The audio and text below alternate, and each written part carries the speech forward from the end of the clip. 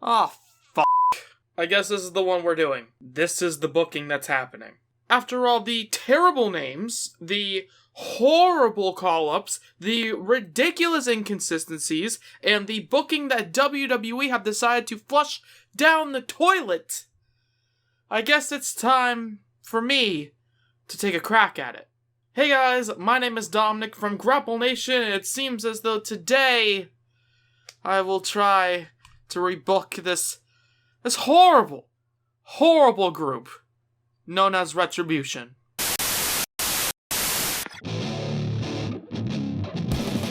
Now, as I'm sure all of you people are well aware, Retribution is this group of wrestlers that, I guess, want to take over WWE with chaos and destruction. And even though this kind of thing would be perfect for another group that WWE decided to underutilize, I guess I'm gonna have to kind of work around the whole "this should be sanity" thing. And while this may be a stupid gimmick with people that deserve way better than what we got in real life, I would argue that Retribution, at their core, started off as kind of an interesting idea. When they first arrived on the scene, in my opinion, I kind of thought that they had Nexus level potential. But, just like the Nexus, Retribution was ultimately pissed away by WWE. So, that begs the question, what exactly can I do to try and make this group somewhat interesting? Well, right out of the gate, I'm gonna try to do something that WWE sort of started to do retroactively during their actual booking. I am going to immediately link them with the SmackDown Hacker. That's right, the SmackDown Hacker is going to return, and he is going to return with an explanation as to why he's been gone so long. You see, while he was gone, he went on a bit of a recruitment spree. Even though he's still been watching WWE from the sidelines, he has also been collaborating and finding partners to help him in his conquest. At SummerSlam, the SmackDown Hacker and his friends will look to show the WWE just how dangerous they are and why nobody should underestimate them. So yeah, instead of having their debut on a Raw or SmackDown before SummerSlam, Retribution is just going to debut at SummerSlam.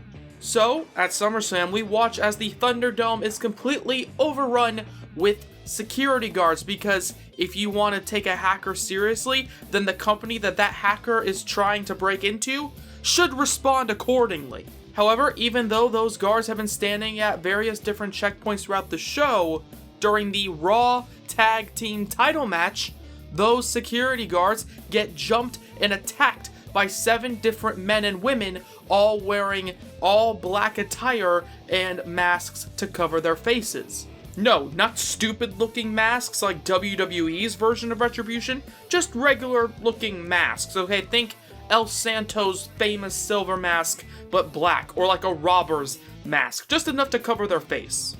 Yet, after they attack all the security guards, they make their way over to the competitors in the ring. And so instead of this match continuing on, the Street Profits, Angel Garza, and Andrade all get attacked by these Retribution members. But interestingly, these two rival tag teams actually stand as one against this invading force, so it makes it feel like the situation is even more dire. But of course, they all get taken down by Retribution. In fact, they destroy the Street Profits, Angel Garza, and Andrade before they all disperse, and the pay-per-view feed once again gets hijacked by the hacker. So he says that this is what happens when you underestimate people like them. And WWE will get their retribution. So in the... Wait, let me check my notes. Oh, okay. In the week after SummerSlam before Payback, WWE, obviously, is freaking the hell out about this situation. WWE essentially goes into full lockdown with Vince McMahon doubling the security guards at the Thunderdome and basically hiring a group of people to try and protect the feed from this hacker. Retribution has broken into their show both technologically and physically, and WWE should be terrified of that. However, at Payback, Retribution still break into the show, and they attack Matt Riddle before the show, giving King Corbin an easy victory later on, and they attack The Hurt Business after Bobby Lashley defeats Apollo Crews in the United States title match. However, the chaos does not stop there, okay? On the Raw after Payback, sure, everybody's freaking out backstage, especially Vince and Triple H, but Retribution still come out and attack everybody backstage, even breaking in to the production truck. However, in the background of this beatdown, you can see a member of Retribution sort of doing something to one of the computers in the production truck. And once they're done, Retribution simply walk away with a pile of bodies surrounding them. The next week, the leader of Retribution somehow hacks into the feed once again before laying out a challenge. He promises to unmask and reveal himself as the leader of Retribution if he can have a match. Now, the whole idea of Retribution is seemingly them trying to prove themselves to the world and to prove to WWE that with their combined force, they can easily tear down the company. So, at Clash of Champions, the leader of Retribution wants to prove himself to the leader of WWE's next generation, Triple H. But there's a catch. The Retribution leader promises to unmask, obviously, but if he beats Triple H, then he gets a shot at the WWE Championship. Triple H, wanting to find out who the Retribution leader is, reluctantly agrees to this challenge. And afterwards, WWE finds out that this member of Retribution actually created a bit of a back door for the hacker in the production truck, the person who was messing with the computer, and as such, the hacker can seemingly at ease just take over the broadcast whenever they want to. So now, WWE, again, should be freaking out that this is happening. But who is this person, you may be asking yourself? Well, we find out, of course, at Clash of Champions, where before his match with Triple H, the Retribution member to unmask the leader of this new chaotic group is, of course, Mustafa Ali. And Ali beats Triple H clean. And now he's got a match at Hell in a Cell for the WWE title with Drew McIntyre. Which means that his feud with Randy Orton basically ends at Payback. So now Drew McIntyre only has to focus on none other than Ali. And of course, the night after, Ali explains himself. He says that he was basically destined to become a contender for the WWE title. Before Kofi Kingston stole his spotlight at WrestleMania 35, Ali was meant to enter that Elimination Chamber match and go on to potentially win the WWE title. However, once again, he was pushed to the sidelines like so many other underutilized competitors. The people who agree with his cause, the people in Retribution. So in my head, Ali wanting a match for the WWE Championship makes a lot of sense here. Meanwhile, while Ali is kind of feuding with Drew McIntyre over the WWE title leading into Hell in a Cell, Vince McMahon and Triple H are clearly furious at this whole Retribution thing, and now that they know the leader of Retribution, they can act on this fact and start to punish him on screen. So, each week, Mustafa is now put into a match with someone that Retribution has previously attacked. He faces and beats the likes of Montez Ford, Matt Riddle, and Shelton Benjamin. So the Hell in a Cell stipulation actually makes sense for this feud, okay? The WWE officials and Drew McIntyre don't want the other members of Retribution to break into this matchup, so having a cell to protect them makes a lot of sense. However, that plan doesn't really work out too well. You see, Retribution make their way to ringside, break open the lock on the door, and enter the cell to attack Drew McIntyre. But while Drew is getting beaten down by all the members of Retribution, the Street Profits, Matt Riddle, and the Hurt Business all come out and try to fend off against this chaotic group. So this basically turns into a 6-on-6 brawl, both staying inside the confines of the cell and even spilling out to the outside. So there's just chaos all over the Thunderdome, and during this chaos, Ali is distracted by all of this havoc that he has been wreaking upon WWE. He turns around and gets a Claymore kick by Drew McIntyre for McIntyre to retain the WWE title. And all of this chaos leads to Survivor Series in a 6-on-6 elimination tag team matchup. We've got the Street Profits, the Hurt Business, and Matt Riddle versus Retribution. However, there is a catch. For each member of Retribution eliminated, there is an unmasking of that person. So even though Retribution does eventually win the whole match in the end, that doesn't mean they didn't suffer a few eliminations and a few unmaskings. And so the people from Retribution who unmask are Akira Tozawa, Austin Theory, and Chad Gable.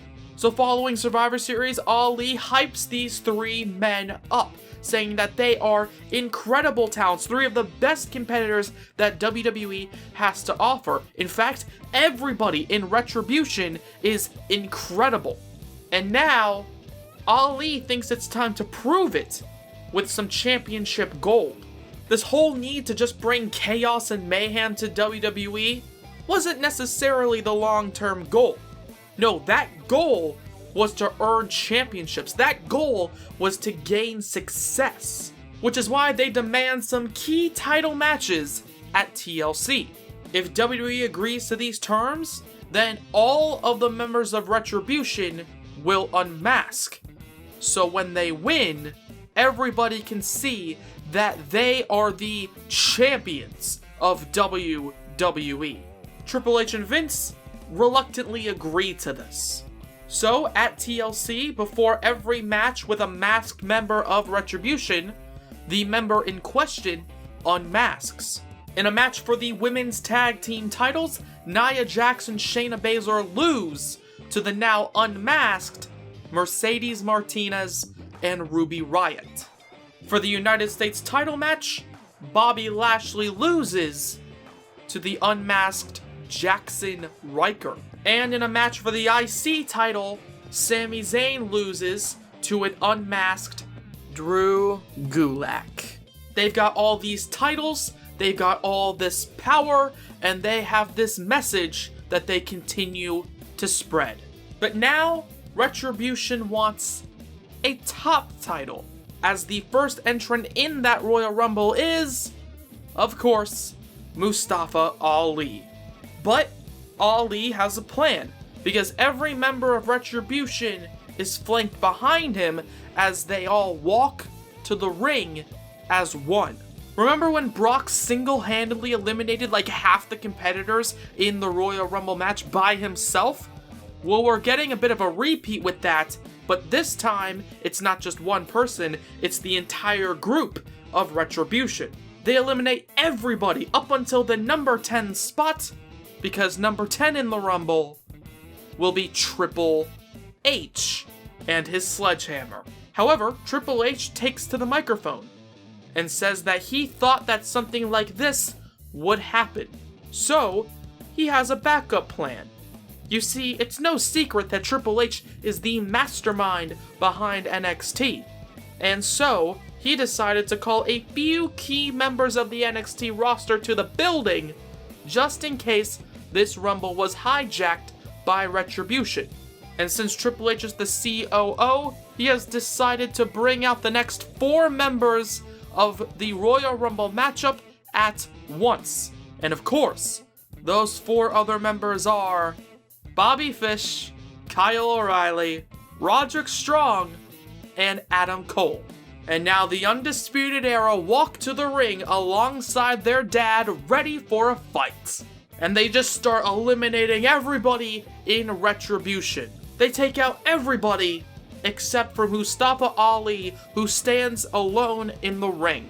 They're unable to get to him as Retribution and this 5-man Undisputed Era Triple H faction all battle around the Thunderdome before eventually making their way to the back.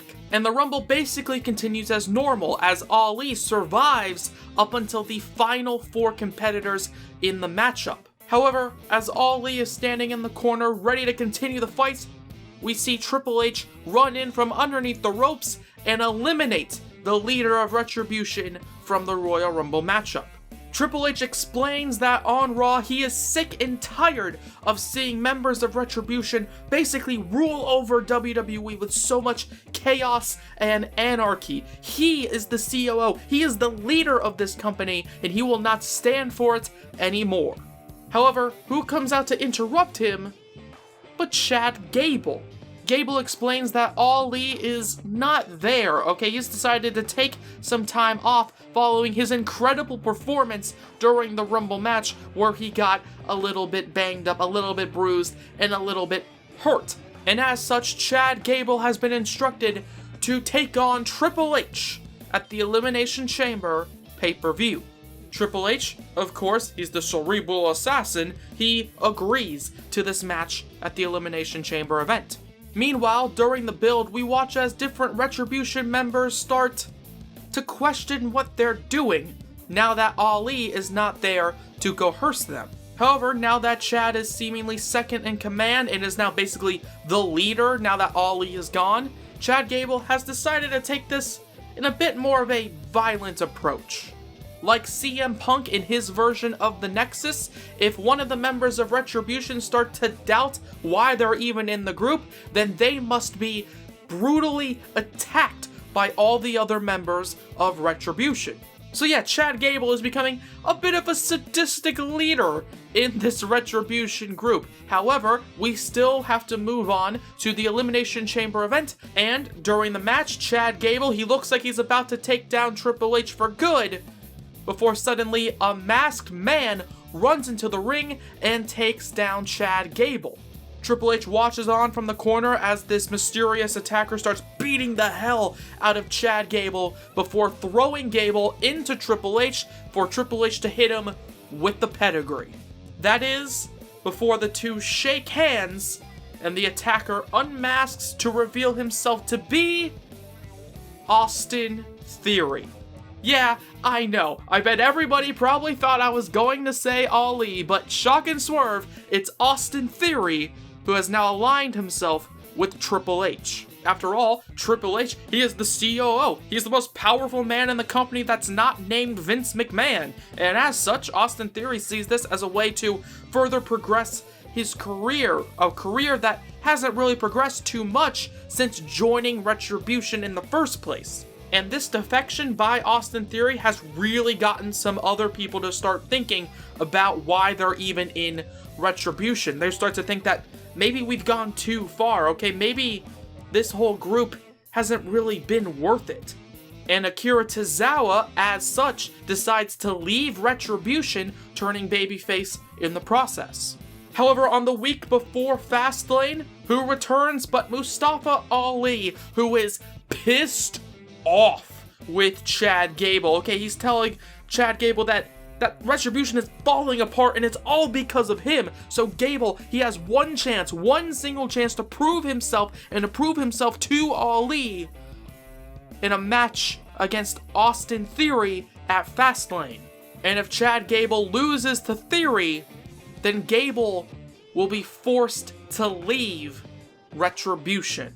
And at Fastlane, of course, Gable loses. In response to this, Ali grabs a kendo stick and brutalizes Chad Gable on the pay-per-view. Like, he gives Gable a prison beating for losing to Austin Theory and for essentially creating this crack in Retribution, just breaking the kendo stick over Chad Gable. However, when Ali asks for help from the other members of Retribution that are standing around ringside, he doesn't really get any. After seeing this brutal beatdown of Chad Gable, Mercedes Martinez, Drew Gulak, and Ruby Riott all decide to walk away, leaving the group. However, the final member of Retribution, Jackson Riker, joins in on the beatdown with Mustafa Ali. I actually think this can be a very interesting pairing, with Ali being the Shawn Michaels to Jackson Riker's Kevin Nash. So now Ali stands alongside Jackson Riker, and Retribution has seemingly concluded. However, just to kind of wrap up a nice neat bow on the booking, this would then lead to a match between Ali and Chad Gable, with Gable wanting to get revenge for the whole, brutal beatdown at Fastlane thing, whereas Ali wants to get his revenge for the breakdown of Retribution. I actually think that Chad Gable could go full babyface with this, asking for sympathy from the fans. Okay, he was brainwashed, he was coerced into joining Retribution, and now he has seen that this is not the right way. He has seen that Retribution, the easy way out, was not the right way, and that this was just a horrible choice for him to make.